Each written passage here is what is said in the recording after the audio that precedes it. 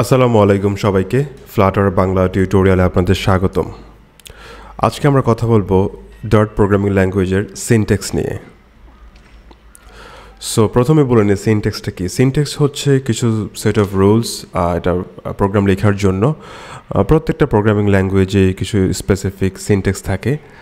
So dot programming ল্যাঙ্গুয়েজের মধ্যে suppose আমরা variable, operators, class, function, expression, comments এগুলো করার জন্য নির্দিষ্ট কিছু সিনট্যাক্স আছে।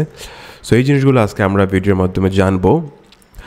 প্রথমে বলে নিই ডট আপনারা প্র্যাকটিস করার জন্য দুইভাবে করতে পারেন। একটা হচ্ছে অনলাইন ভার্সন .pad.dev, এই ওয়েবসাইটটা .pad.dev, এটা দিয়ে আপনারা অনলাইনে একটা এডিটর পেয়ে যাবেন। অথবা আপনারা ভিজুয়াল স্টুডিও বা অন্য আইডিয়া দিয়ে করতে পারেন।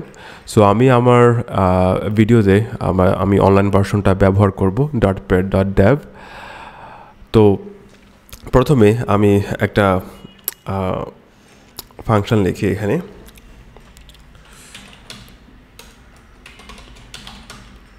void main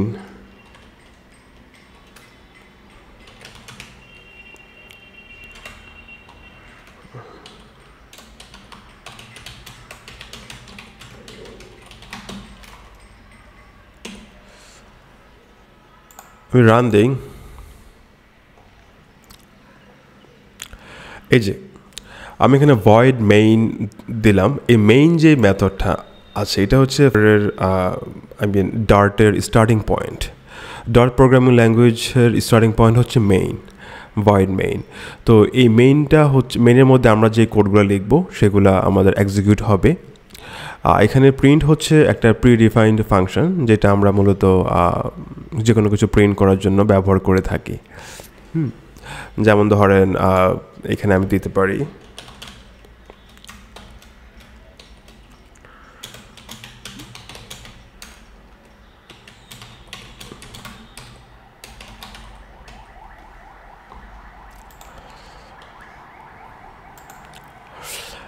এই যে আমি রান দিয়ে দিলাম। এইবার এখানে আসবে প্রিন্ট হয়ে গেছে Flutter Bangla tutorial, I am the boss of dirt.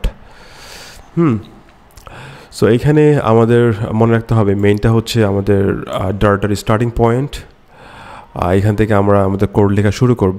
এটার মধ্যে যা লিখব সেটাই আমাদের এক্সিকিউট হবে। সো এখানে আমি দুইটা প্রিন্ট দিলাম, প্রিন্ট কমেন্ট।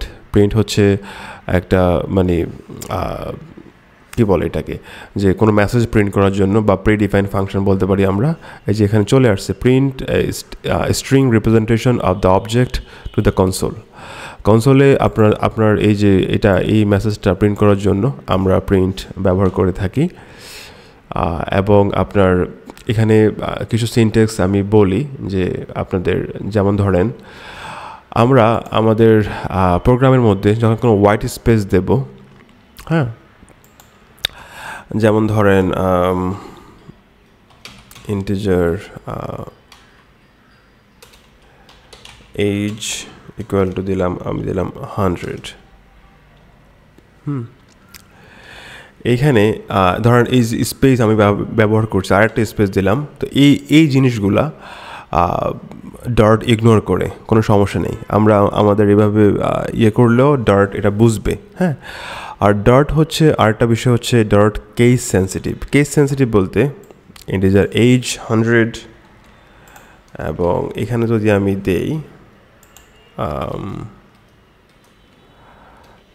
আমি দেই এজ, এই যে এই এজ আর এই এজ কিন্তু চিনতে পারতেছে না, কারণ এটা কেস সেন্সিটিভ। এটা হচ্ছে যে এটা লোয়ার কেস, এটা আপার কেস, এটা দুইটা হিসাবে কাউন্ট হবে। ডার্ট দুইটা হিসাবে কাউন্ট করবে। হ্যাঁ, ডার্টটা কেস সেন্সিটিভ, এটা মনে রাখবেন। আর হচ্ছে ডার্টের সেমিকোলন মাস্ট দিতে হবে। আমাদের অনেক প্রোগ্রামিং ল্যাঙ্গুয়েজে সেমিকোলন দিতে হয় না, বা ডার্টে আমাদের প্রত্যেকটা লাইনের শেষে এটা শেষ করার জন্য সেমিকোলন দিতে হবে।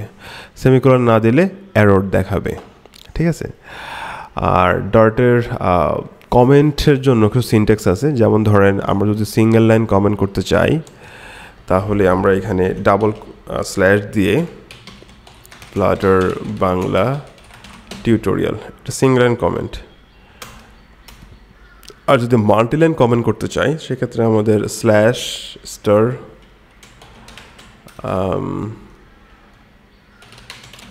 this is the best country in the world.